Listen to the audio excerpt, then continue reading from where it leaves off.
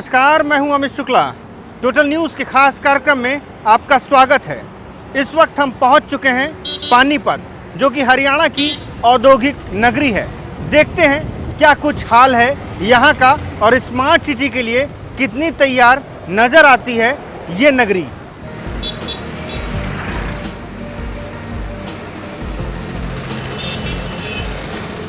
Delhi Chandigarh highway की चमचमाती सड़कों से होते हुए हम पानीपत की दहलीज में दाखिल हो चुके थे। दिल्ली से पानीपत की दूरी महज 90 किलोमीटर है। जीटी रोड के किनारे बसे शहर के चौराहों पर इतिहास की गाथाएं लिखी हुई थीं। लेकिन हम इतिहास में नहीं जाना चाहते थे, क्योंकि हमारा मकसद भविष्य था जो नया इतिहास लिख सके। जीटी रोड पर ही हमें सरकारी अस्पताल मिला। नाम था भीमसेन सच्चर अस्पताल। ये पानीपत का भीमसेन सच्चर सामान्य अस्पताल है। आप देख सकते हैं ओपीडी में इस वक्त ताला पड़ चुका है, क्योंकि हम शायद थोड़ा सा देर से पहुंचे हैं और ओपीडी की जो टाइमिंग है वो खत्म हो चुकी है। अस्पताल में सारी व्यवस्थाएं जो है वो ठीक ठाक हैं। दवा ठीक मिलती है, डॉक्टर ठीक से देखते हैं। हाँ, ठीक ठाक है, दवा ठीक मिलती है। अस्पताल की पुरानी बिल्डिंग के सामने ही नई बिल्डिंग का काम भी तेजी से चल रहा था। आप हमारे इस साइड में देख सकते हैं कि ये भीमसेन अस्पताल का एक्सटेंशन का काम बड़ी तेजी से चल रहा है। जो हमें जानकारी मिली है उसके मुताबिक इस अस्पताल को मल्टी स्पेशलिटी बनाए जाने की तैयारी चल रही है। ये 5 महीने का काम था।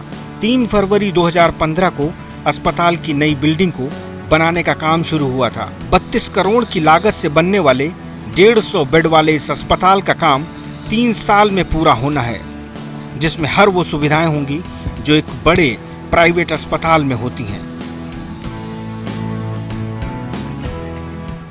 ये 5 स्टोरीड बिल्डिंग है, जिसमें trauma centre 1 unit, emergencies ground floor पे हैं, 4th फ्लोर पे ओटी है, स्पेशल वार्ड्स हैं, फीमेल वार्ड है और मेल वार्ड्स हैं, एडमिनिस्ट्रेटिव ब्लॉक है, ओपीडी ब्लॉक है। ये लगभग 32 करोड़ का टेंडर है जो दिल्ली की किसी फर्म को दिया हुआ है।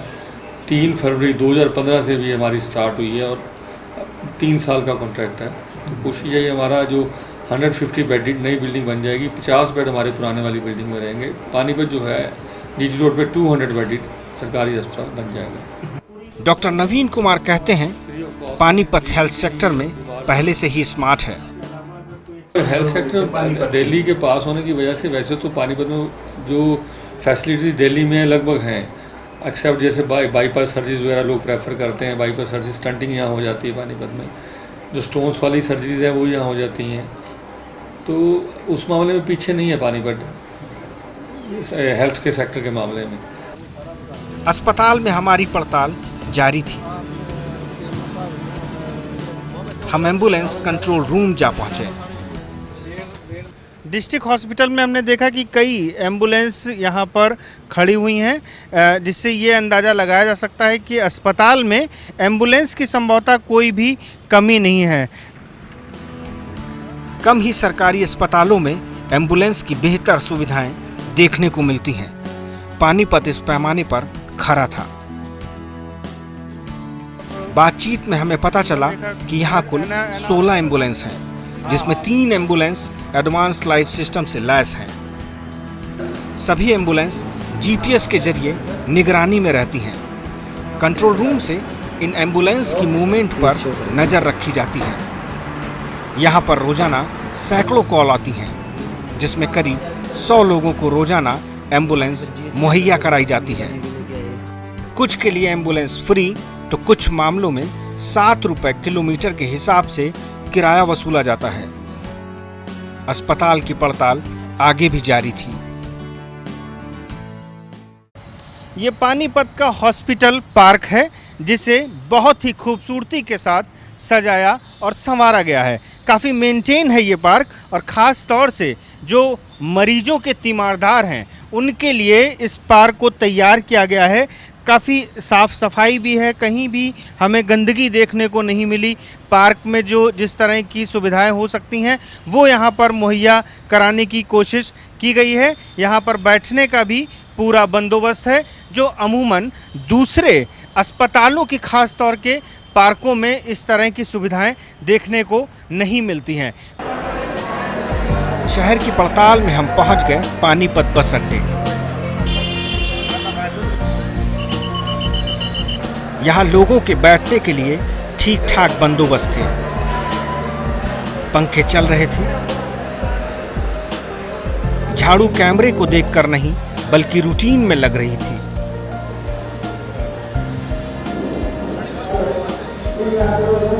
एडमिनिस्ट्रेटिव ब्लॉक भी साफ सुथरा पड़ा था। जीएम साहब जा चुके थे। हम बिल्डिंग क्लर्क विजय कुमार धोचक से ही जानकारी लेने लगे।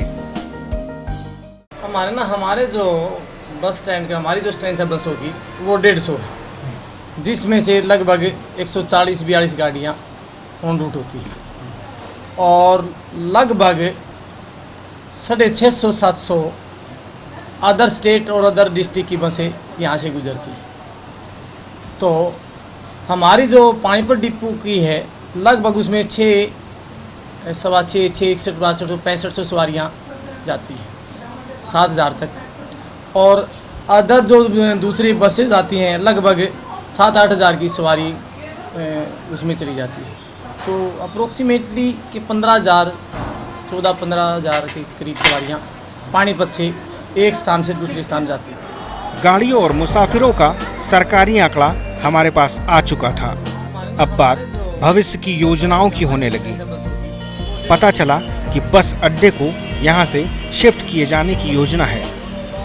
अब जब इस तरह जो स्मार्ट सिटी बन रहा है तो अब ये भी प्रपोजल चली हुई है कि बस स्टैंड को ना जल्दी शिफ्ट कर लिया जाएगा। ये सीएम साहब का इसकी तरफ विशेष ध्यान है।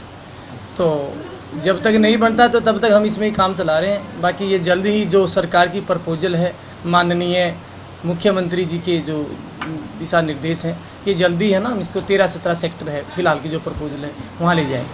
तो वहाँ पर हाईली एक्टिव जो है वो चीजें होंगी, मुसाफिरों के बैठने के लिए अच्छा बंदोबस्त। हाँ, उसमें जो फिलहाल जो सरकार के माननीय मुख्यमंत्री के जो आदेश हैं कि उसको ना बहुत अच्छे लेवल पर जो एक हमारा देहरादून टाइप बस अड्डा बना जाए, इस तरह की मतलब जो बाहर से अच्छी फैसिलिटीज़ जो जहाँ दी जा रही हैं उसी लेवल की फैसिलिटी भी पानीपत अड्डे की तरफ से दी जाए, ऐसी प्रपोजल सरकार की तरफ से है। विजय कुमार धोचक ने स्मार्ट सिटी के सपने में पंख लगा दिए थे। फर्स्ट फ्लोर से नीचे उतरे तो पब्लिक धरातल पर ले आई। जी, आप यहाँ पर बस का इंतजार कर रहे हैं, कितनी देर से बस का इंतजार कर रहे हैं? क्या यहाँ की सुविधाएं जो हैं वो उनसे आप खुश हैं?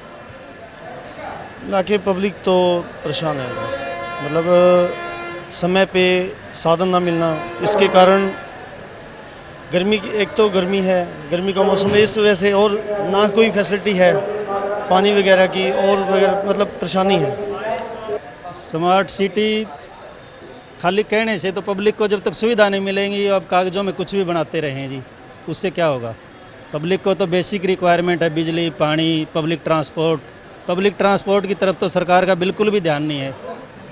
अब ये प्राइवेट वाले बोर्ड लगाते हैं पानीपत से जींद और सफीदों उतार देंगे आपको। इसी तरह सुबह मैं जींद से आया, उन्होंने प्राइवेट बस ने बोर्ड पानीपत का लगा रखा, सफीदों आगे रोक दिया। भाई आपने क्यों बोर्ड लगा रखा है पानीपत का, आप सफीदों का बोर्ड क्यों नहीं लगाते? कहता जी आपसे पूछ के लगाएंगे क्या, आप सिखाओगे हमें कौन सा बोर्ड लगाना है। पानीपत का बस अड्डा जीटी रोड पर ही बना है, जिसकी वजह से फ्लाईओवर से नीचे हमेशा जाम के हालात रहते हैं। सब कुछ देखने के बाद हम भी ये कहने को मजबूर थे कि ये बस अड्डा भी दूसरों से जुदा नहीं।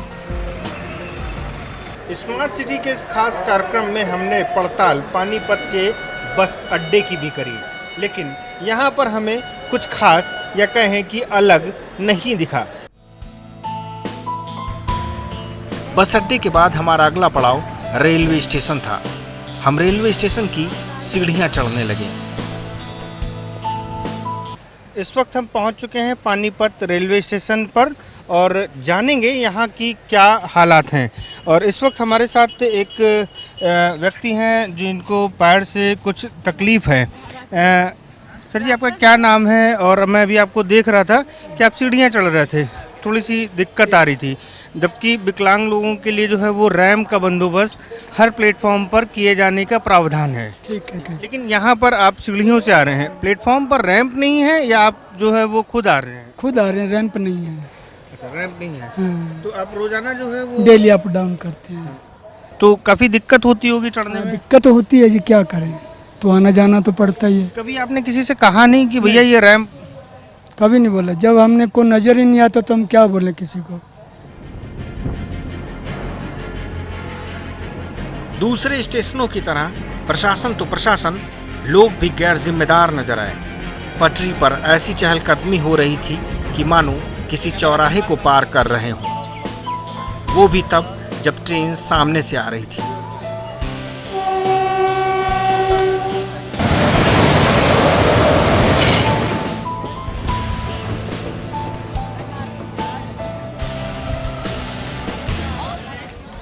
शॉर्टकट मारने में महिलाएं भी पीछे नहीं थी, पुरुषों का पूरा साथ था।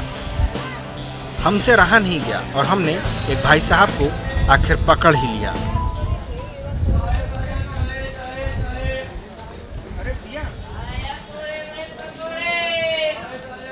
आप अभी इधर से आ रहे थे तो क्यों, मतलब पुल से आने में दिक्कत हो रही थी, क्यों ऐसा रिस्क लेते हैं? दिक्कत कोई नहीं हो रही थी, सभी लोग आ रहे थे तो हम भी आ गए सर। सब लोग, मतलब एक कुछ जिम्मेदारी होती है आदमी की। आपको नहीं लगता है कि ऐसे रेलवे क्रॉसिंग को जो है वो पार करना थोड़ा जान जोखिम में है? आपकी जान खतरे में होगी। ये तो बात ओके बराबर है। क्योंकि हम तो जो है वो ये जानना चाह रहे हैं कि स्मार्ट सिटी बनाने की बात चल रही है, पानीपत शहर को भी स्मार्ट सिटी बनाए जाने की जो है वो योजना है। और आप लोग अगर इस तरह से आएंगे तो जो जनता की जिम्मेदारियां हैं तो कैसे जो है वो स्मार्ट सिटी बनेगी? क्यों भैया? नहीं सर, चलो गलतियां होती हैं इंसान से, हमसे गलती हो गई, बस नहीं आएंगे दोबारा ऐसा। तो दोबारा ऐसा नहीं करेंगे। लेकिन आपका शहर अगर स्मार्ट सिटी बन गया तो किस तरह की उम्मीदें हैं? अरे हर बहुत अच्छी अच्छी उम्मीदें सब कोई रखता है, हमारा शहर ऐसा हो जाए, ऐसा हो जाए, सब कोई सोचता है। कैसे जो है वो स्मार्ट सिटी बनेगी? भाई साहब को भी अपने किए पर पछतावा हो रहा था। वो माफी मांग चुके थे, लेकिन लोग हैं कि मानते नहीं, हर वक्त जान जोखिम में डालते हैं। रेलवे स्टेशन पर गरम गरम पकौड़े तले जा रहे हैं और इस तरह का नज़ारा आम बात है, रेलवे स्टेशन पर देखने को मिलता है। और कहीं पर भी किसी भी रेलवे स्टेशन पर जाइए, ये सारी चीज़ें आम होती हैं। लेकिन पानीपत कुछ खास है। भाई साहब, क्या नाम है आपका? प्रभास कुमार। अच्छा प्रभास जी, ये दुकान आपकी है। क्या आपको पता है कि पानीपत जो है वो स्मार्ट सिटी की रेस में शामिल हो चुका है? और स्मार्ट सिटी अगर बनेगी तो किस तरह की उम्मीदें आपको हैं? क्या बताएं, काशी में सुविधाएं और हर चीज वो किया जाएगा। प्लेटफॉर्मों की सुविधा, साफ सफाई, स्टेशन के खान पान में, ये सब चीज होगा। स्मार्ट सिटी का मतलब आपको समझ में आता है? जो केंद्र सरकार मोदी जी बोलते हैं कि स्मार्ट सिटी बनाएंगे, कभी आपने सोचा कि किस तरह की स्मार्ट सिटी होगी? ये बताएगा, हम तो कुछ पता नहीं। साफ सफाई के बारे में ये बताएगा। अच्छा, साफ सफाई खान पान में, वैसे स्टेशन में शौचालय वगैरह, ये सारी चीजें होगी। रेलवे स्टेशन पर हमें कोई नया तजुर्बा नहीं मिला, लेकिन कुछ मुसाफिरों का मशविरा जरूर मिला। हमारा शहर स्मार्ट सिटी बना तो क्या क्या यहाँ पर होना चाहिए? अगर रेलवे स्टेशन की बात करेंगे तो अब दिल्ली का देख लो, जयपुर का देख लो, फार बेटर है यहाँ से, फार बेटर। उसकी तर्ज पे तो कुछ भी नहीं है यहाँ। इम्प्रूवमेंट तो बहुत ज़्यादा चाहिए। अच्छा, हाँ देखिए, अभी तो बताता हूँ कि यात्री सुविधाएं होनी चाहिए, यहाँ तो कुछ भी नहीं है।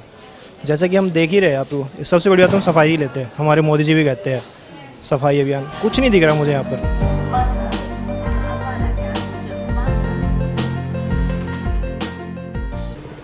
तो ये था पानीपत रेलवे स्टेशन का हाल। लेकिन अभी वक्त हो चला है एक छोटे से ब्रेक का। कहीं जाइएगा नहीं, देखते रहिए टोटल न्यूज़।